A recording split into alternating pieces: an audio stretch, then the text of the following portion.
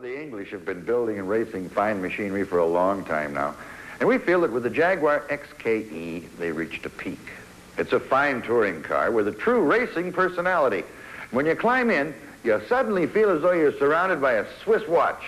With Jaguar precision and perfection, well, it's the name of the game. It's an under-promoted car by American standards, and we were more than eager to unleash it on the track.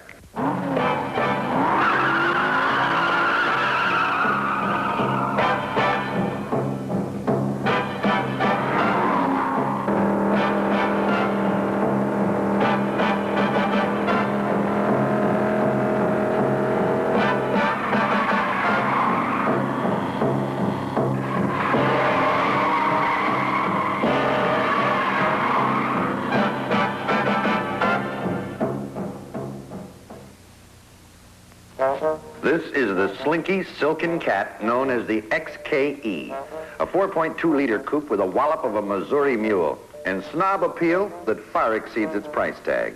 And if performance sold for $10 a pound, this car would cost a fortune. The Jaguar Manufacturing Company has been building good cars for many years. With this one, they've reached a pinnacle.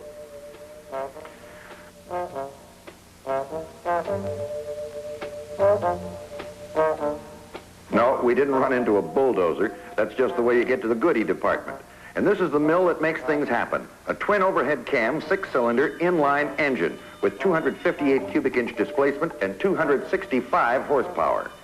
The engine is dynamically and statically balanced and is fed by these 3 side draft carburetors.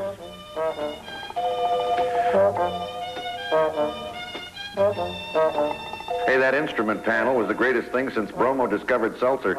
All those perfectly calibrated gauges told us that this car was built for more than a Sunday drive, and it had everything but an altimeter. Those bucket seats are real, honest engine leather, and they give you the kind of support that makes you feel as though you were built into the car. They're adjustable, as is the steering wheel.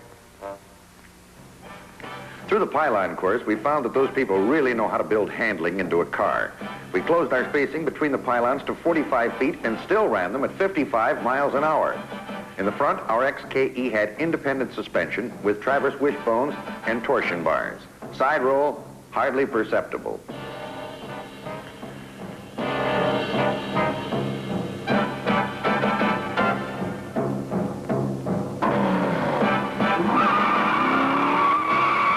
Cat came off the line like Mr. Clean looking for dirt. 0 to 40 in 3.1. We sizzled a 0 to 60 run in 6.2 seconds with quite a bit of wheel spin. The shift linkage was a positive delight. It had a very short, precise throw, made running through the gears as smooth as whipped cream.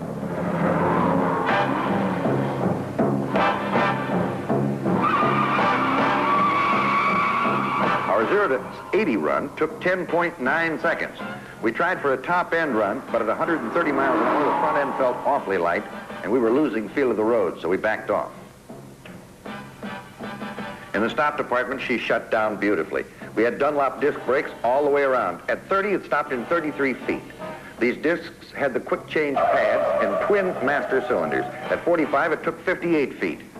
Nosedive is hardly noticeable, as was brake fade. At 70 miles an hour, we stopped in 169 feet. As you can see in our braking tests, the Jag made good straight-line stops.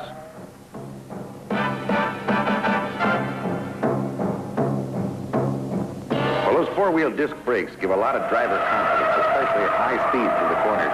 Our kitty was quick through the turns, and those claws dug in. The rear suspension employed a fully independent, self-contained unit mounted in a pressed steel crossmember attached to the body by pairs of rubber blocks on each side.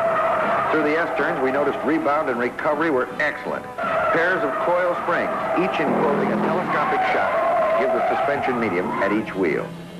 Steering was about neutral, and our driver found it quite easy to throw our little red bomb into a four-wheel drift and control it all the way through the corner with the throttle.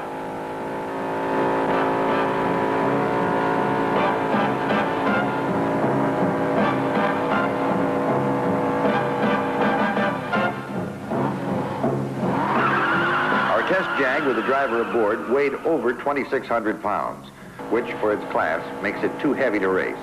On the other hand, it has too much speed for the public roads, but it does make for a whale of a touring car.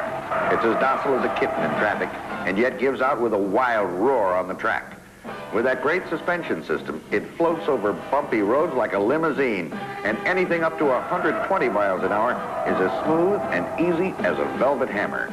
Truly, it is a different breed of cat.